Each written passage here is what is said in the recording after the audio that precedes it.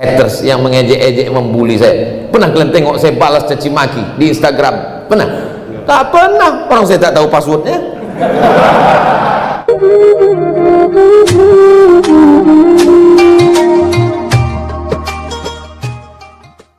Allah Subhanahu wa ta'ala, maka membangkitkan semangat itu tidak ada lain. Ini kan casingnya aja ini. Bulu, rambut, kulit, lemak, tulang, sumsum, kuku, darah. Ini casingnya aja. Isinya di dalam adalah roh. Roh itu mesti hidup dia. Menghidupkan roh itu bukan pakai nasi. Menghidupkan roh itu bukan pakai duit. Menghidupkan roh itu adalah connecting, menyatukan, menghubungkan dia dengan penciptanya, Allah Subhanahu wa ta'ala. Maka banyak orang itu, kata Nabi, masalul ladzi yadhkurullah wal ladzi la yadhkurullah. Perumpamaan orang yang mengingat Allah dengan orang yang tak mengingat Allah, kamasalil hayy wal mayyit, seperti orang hidup dan orang mati. Siapa itu orang hidup? Orang yang makan. Siapa itu orang yang hidup? Orang yang minum. Siapa itu orang yang hidup? Orang yang berjalan, kata guru biologi. Tapi dalam Islam, orang yang hidup adalah orang yang connecting, mengingat Allah. Itulah orang yang hidup. Ini semua yang hadir ini semuanya hidup. Kenapa? Karena dia mengingat Allah. Adapun orang yang tak ingat Allah, maka sesungguhnya dia mati. Maka sesungguhnya kita sedang berkawan dengan zombie-zombie. Karena mereka adalah mayat-mayat berjalan karena tak ingat kepada Allah Subhanahu wa ta'ala. Makanya kita selalu berzikir mengingat Allah. Alladzina yadhkurunallah, orang-orang yang berzikir mengingat Allah qiyaman, waktu tegak, wa qu'udan, waktu duduk, wa ala junubihim, waktu berbaring. Waktu berjalan dia ingat Allah, la ilaha illallah, la ilaha illallah, la ilaha illallah. Waktu duduk dia ingat Allah, subhanallah, subhanallah, subhanallah. Waktu berbaring dia ingat Allah, bismika Allahumma ahya wa am. Jangan baca sekarang. Banyak juga orang sedang pengajian bacanya itu. Saudara yang dimuliakan Allah Subhanahu wa ta'ala, maka tidak ada tempat meminta, tidak ada minta tolong, tidak ada. Tapi kita tetap berobat, tetap periksa, tetap ke rumah sakit. Itu namanya ikhtiar dan usaha. Tadi mobil motor bapak ibu itu dikunci apa tak dikunci? Dikunci. Apakah mengunci sepeda motor itu merusak tawakal kita kepada Allah? Tidak. Ini pengajian ini dicatat. Yang tak bisa nyatat direkam. Apakah dengan merekam pengajian ini lalu rusak tawakal kita kepada Allah? Tidak. Ini usaha, ini ikhtiar. Demikian juga dengan kehidupan ini ada usaha kita. Buah itu sudah matang, tapi dia mesti dijolok supaya jatuh ke bawah. Ini memanglah dikhususkan untuk saya, ini air minum ini untuk saya. Tapi kalau tak ada usaha saya untuk memegang gelasnya, memasukkan ke mulut, menganga aja, mau dia masuk dalam? Tidak. Harus ada usaha, harus ada ikhtiar. Tapi jangan terlalu bersandar kepada ikhtiar. Kalau sudah untuk kita, maka tidak akan mungkin berpindah kepada orang lain. Apa kata pepatah orang Melayu? Rezeki musang tak ditangkap harimau. Kalaulah rezeki musang ditangkap harimau, sudah lama musang itu musnah. Tapi buktinya harimau makan, musang pun makan. Ada pula musang berbulu ayam, lain makannya. Nah, oleh sebab itu maka jangan takut, jangan cemas dalam hidup. Wala nabluwannakum bisyai'im minal khauf. Takut ditanamkan dalam hati itu ada rasa takut, rasa cemas, rasa ngeri. Kenapa orang korupsi? Gara-gara takut. Nanti pensiun makan apa? Nanti anak makan apa? Nanti cucu gimana? Gimana persiapan? Alhamdulillah Pak Ustaz, saya untuk pensiun dah saya persiapkan ada 100 pintu kos-kosan. Di mana? Sana. Itu nampakku tak ada kok, baru pintunya aja Pak. Saya buatkan rencana lantai ini segala macam karena ketakutan. Salahkah kita meninggalkan anak cucu keluar dari dalam keadaan miskin? Anta da'a warasataka aghniya, kau tinggalkan anak cucumu dalam keadaan mampu, mapan secara ekonomi, khairun, lebih baik min anta da'ahum 'allatan, daripada kau biarkan mereka miskin, susah, melarat. Kada al-faqru ayyakuna kufran, hampir saja kefakiran membuat orang menjadi kafir. Antara fakir dan kafir tipis, setipis kulit bawang. Tapi jangan gara-gara takut lalu kita menghalalkan segala cara. Alimtu anna rizqi la yakhudhuhu ghairi, aku tahu bahwa rezekiku tidak akan mungkin diambil oleh orang lain. Kalau sudah rezeki kita berkumpul seluruh orang di dunia ini untuk menghalanginya, tidak akan. Kenapa? Karena itu memang sudah ketetapan Allah. Tapi jangan gara-gara ini besok, saya takut juga menyampaikan model-model begini. Besok semuanya tak ada yang cari nafkah. Bang, abang tak pergi kerja. Kalau sudah ditetapkan untuk kita, tak akan mungkin diambil orang. Makanya dengar pengajian itu dengar dari awal sampai akhir. Jangan kok dengar yang potong-potong itu aja. Belilah paket agak 4 giga. Saudara yang dimuliakan Allah Subhanahu wa taala, keyakinan itulah yang ada dalam diri Pak Gubernur. Keyakinan itulah yang ada dalam diri Bapak bisnismen pengusaha kita. Mereka hanya buka usaha, setelah itu dia serahkan pada Allah, dipanggilnya, dijemputnya rezeki itu dengan azan. Jadi saya mampir ke rumah makan, ke restoran, sampai 2 kali waktu sholat, 2 kali azan. Saya tanya, mana musola masjid? Nggak ada Pak Ustaz, azannya di sini. Baru inilah saya dengar ada azan dari restoran. Azan, sholat kami di atas. Allahu Akbar, Allahu Akbar. Tidak semerdu itu. Di bawah itulah sedikit. Tapi bangga kita. Lalu kami tanya, oh jadi azannya di restoran ini? Iya. 5 kali? Enggak lah Pak Ustaz, subuh kan belum buka. Oh iya. Artinya apa? Jemput rezeki itu dengan meminta kepada dia yang punya rezeki, bukan minta kepada makhluk. Bersandar kepada makhluk akan kecewa. Hari ini menjadi kawan, besok berubah menjadi lawan. Hari ini menjadi orang baik, besok menjadi musuh. Oleh sebab itu tak ada tempat meminta kecuali kepada dia. 17 kali kita ulang sehari semalam, iyyaka na'budu wa iyyaka nasta'in. Oleh sebab itu maka hidup ini kita berusaha. Masa lalu tak dapat kita ulang, masa akan datang pun remang-remang tak tahu kita. Masa inilah kita nikmati dengan beribadah. Ada yang bisa menjamin bahwa besok pagi dia masih hidup? Siap-siap. Jadi kalau Ustaz mati besok pagi, selesai, habis tabligh akbar. Kalau Ustaz masih hidup besok pagi, kalau kau hidupkan aku besok pagi ya Allah, tambahkan amal soleh. Kalau kau matikan aku malam ini ya Allah, berhenti dari segala perbuatan dosa. Hidup ini kan cuma singgah sebentar. Ustaz dari mana? Dari Pekanbaru. Mau ke mana? Mau ke Bukit Tinggi. Di mana Ustaz singgah? Singgah ke Medan. Tausiah terakhir di Masjid Muslimin. Habis itu pergi kami ke Bukit Tinggi. Selesai, say goodbye, dah. Habis. Hidup ini pun begitu juga. Singgah sebesar di dunia. Habis itu nanti masuk ke liang lahat. Tunggu hari kiamat. Habis itu masuk ke surga. Semuanya yang hadir di masuk surga insya Allah. Cuman yang di luar itu agak lama sedikit. Tidak, tak ada itu. Pokoknya semuanya masuk surga. Wasiqal ladzina taqaw rabbahum ilal jannati zumara. Mereka yang takut kepada Allah akan masuk ke dalam surga bergerombol-gerombol.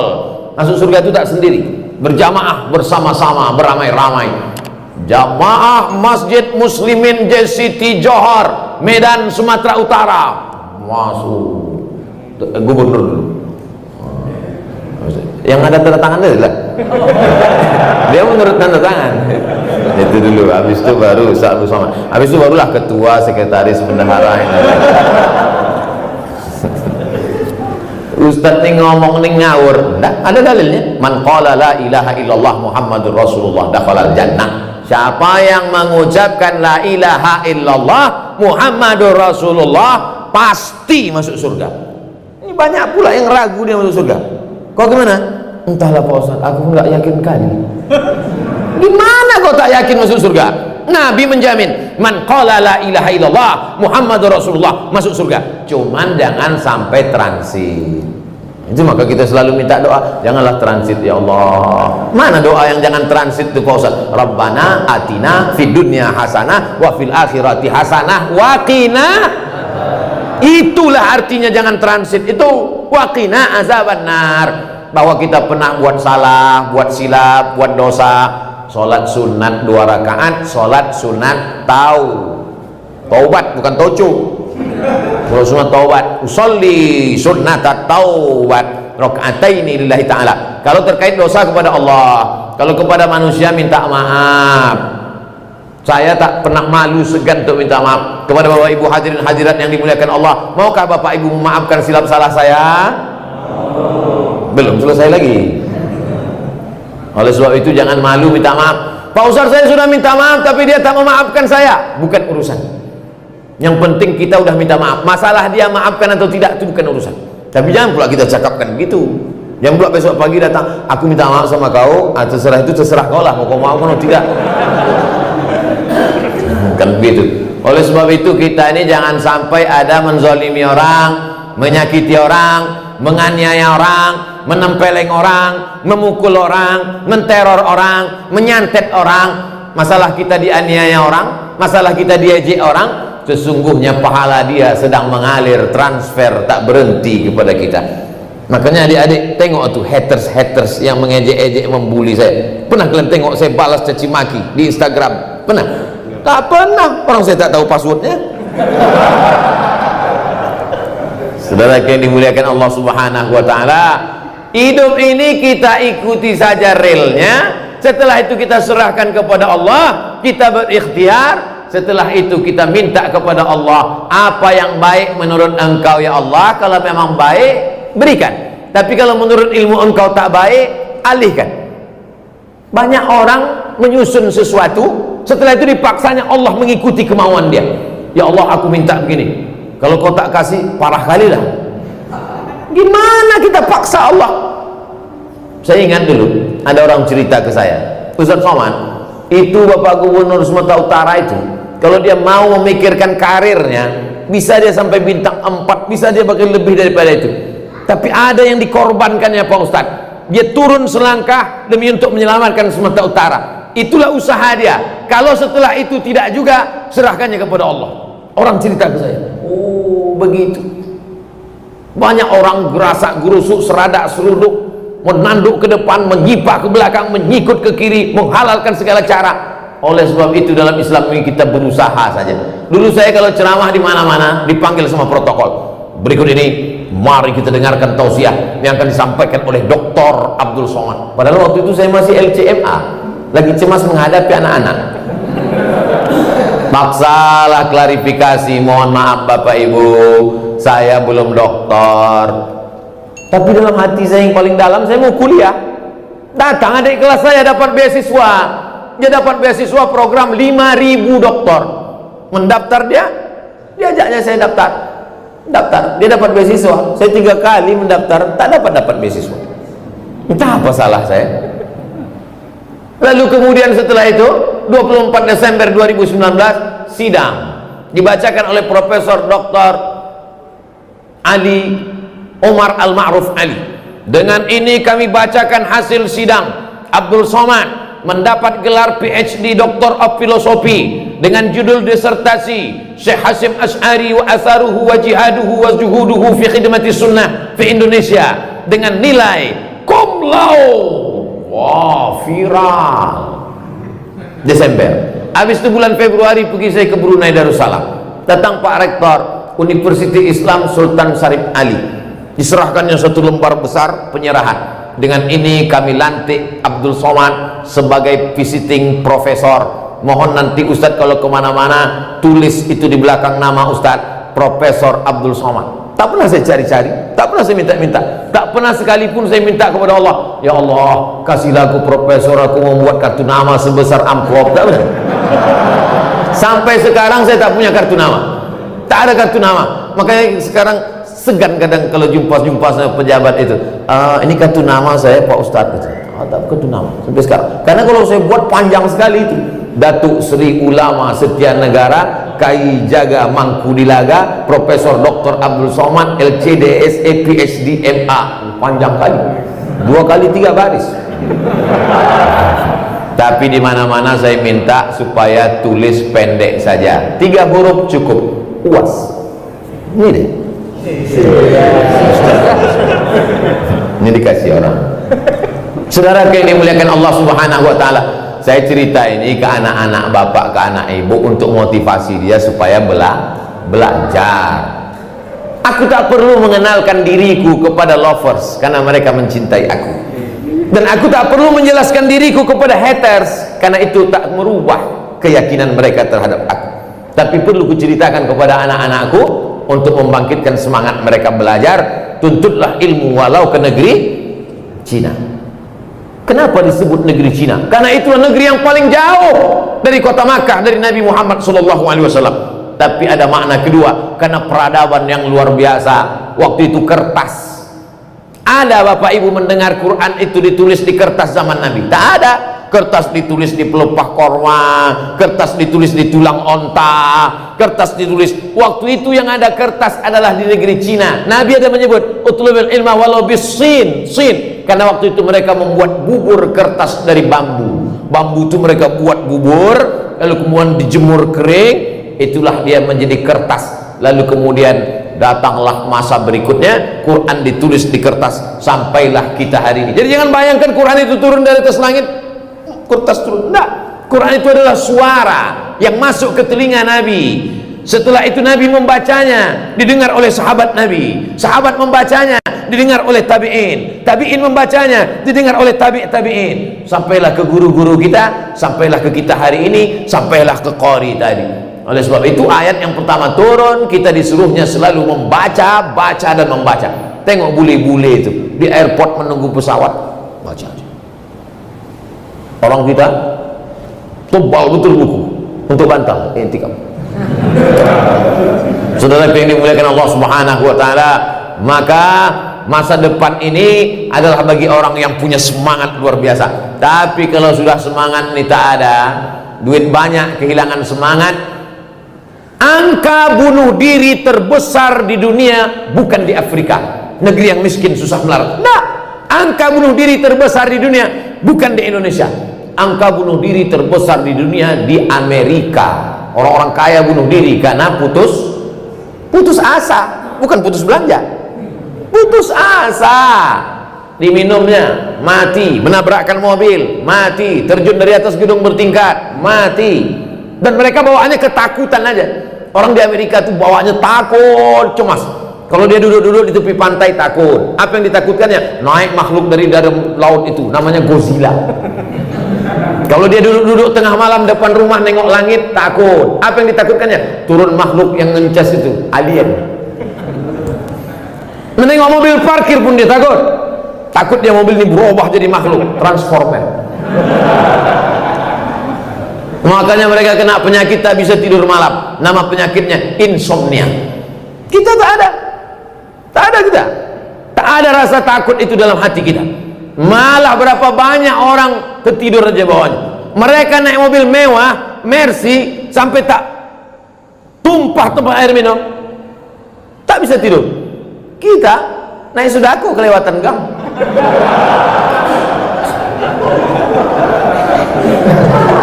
Masih ada Sudako di mana? Alhamdulillah.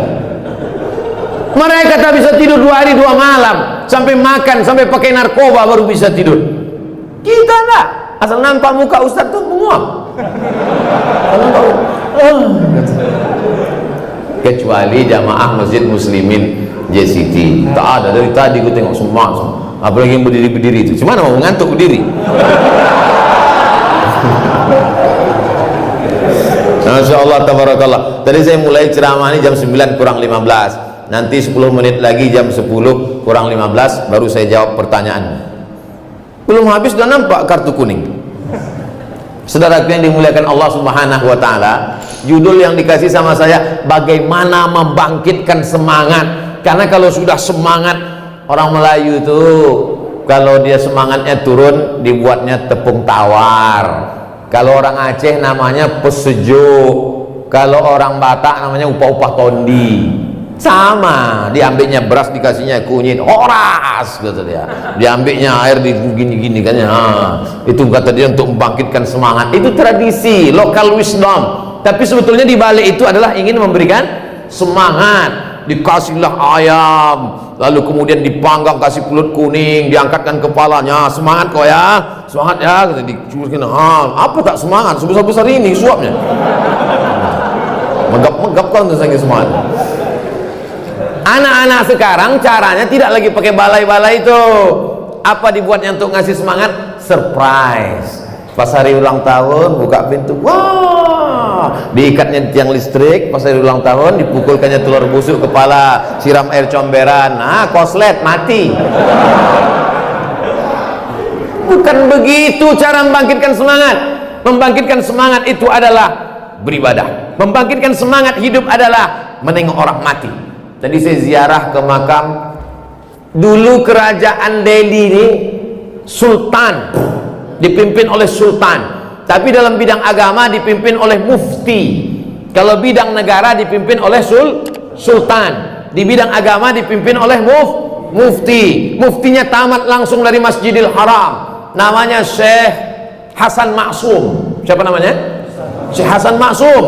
Lalu kemudian Syekh Hasan Maksum ini punya murid namanya Syekh Muhammad Arsyad Thalib Lubis. Tadi saya dibawa ziarah ke makam di Sungai Kerang, dekat sungai. Kalau disuruh cari tak ingat saya lagi. Sampai di situ duduklah saya di makam. Oh, Tuan Syekh, tertulis di nisan, meninggal tahun 1972. Dulu waktu saya sekolah di Muallimin Al-Wasliyah Medan, Jalan Sisingamangaraja, Komplek Unifa, kami belajar ilmu istilah hadis, hadis sahih, hadis dhaif, hadis hasan, hadis maudhu. Itu yang menulis kitabnya, itulah yang punya kubur. Itulah yang ada di kubur itu. Syekh Muhammad Arsyad Thalib Lubis menulis kitab ilmu hadis pakai bahasa Arab.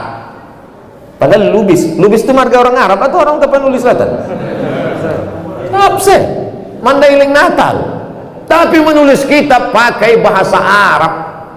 Abdul Somad sekolah di Arab, kitabnya bahasa Indonesia. 37 masalah populer, 99 tanya jawab sholat. Nah, itu udah 2 kali, maksudnya suruh berhenti itu gimana?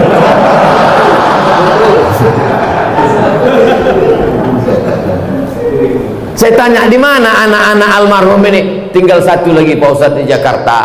Rumah almarhum di mana? Masih ada lagi Pak Ustadz, mau dijual dijadikan museum. Ternyata kalau kita meninggal dunia habis, tapi bukunya masih ada. Dan tak berhenti orang Sumatera Utara ini mendoakan dia. Jadi lama saya berpikir, 72 beliau meninggal, 2 tahun lagi berarti setengah abad, 50 tahun sudah meninggal, tapi orang masih ziarah ke makamnya, orang masih mendoakannya. Pergi pula kami ke Maktab Islamiyah Tapanuli, tempat berkumpulnya dulu ulama-ulama di Sumatera Utara sebelum berdirinya Al-Jamiatul Wasliyah. Nampaklah gambar Tuan Syekh Muhammad Yunus H.M. Yunus yang memberi nama Al-Jamiatul Wasliyah. Nampak pula ada di situ gambar Syekh Ismail Banda, nampak di situ gambar Tuan Syekh Abdurrahman Syihab, nampak di situ gambar Tuan Syekh Muhammad Arsyad Thalib Lubis. Berkumpul ulama-ulama Sumatera Utara. Sumatera Utara ini tanah yang subur, maka datanglah orang dari berbagai negeri kemari. Semua orang paling lengkap dari mulai atas, Aceh, Sumatera Utara, Riau, Sumatera Barat, Jambi, Palembang, Bengkulu, Lampung, yang paling lengkap semua orang ada di Sumatera Utara. Di mana ada gula, di situ ada semut. Semua suku ada di situ. Bukan cuma lokal Indonesia, datang dari negeri. Untuk yang dari India, ada kampung Keling. Tersinggung orang itu marah, jadi robaskan namanya kampung Madras. Tak boleh. Lalu kemudian sampai hari ini masih ada lagi rumah Cong Api. Makanya saya pernah diwawancarai oleh VOA Amerika. Bagaimana itu tentang orang Islam bisa menjaga keberaneka-ragaman, tentang bagaimana orang Islam di Indonesia bisa menjaga. Saya bilang, kalian kalau cuma mencari berita melalui internet tak bisa, banyak isunya, banyak hoaxnya. Kalau kalian mau tahu bagaimana orang Islam bisa hidup berdampingan dengan non-muslim, datang kalian ke Medan, kalian tengok rumah Cong Api, kalian tengok kampung Madras, kampung Keling, kalian lihat bagaimana keberaneka-ragaman. Datang kalian buat penelitian. Masih ada rekamannya, cari di channel Ustaz Abdul Somad Official. Subscribe, like, and share. Saudara yang dimuliakan Allah Subhanahu wa Ta'ala, jadi Sumatera Utara ini tanahnya subur, tidak hanya mengeluarkan tembakau Delhi, tapi juga mengeluarkan ulama-ulama. Maka zaman berzaman, zaman berganti, di masa akan datang saya tetap positif. Dari Medan, dari Sumatera Utara akan lahir orang-orang yang berprestasi. Kenapa? Anak-anak inilah penerus kita insya Allah. Jadi tetap semangat, jangan sampai Bapak Ibu kehilangan semangat.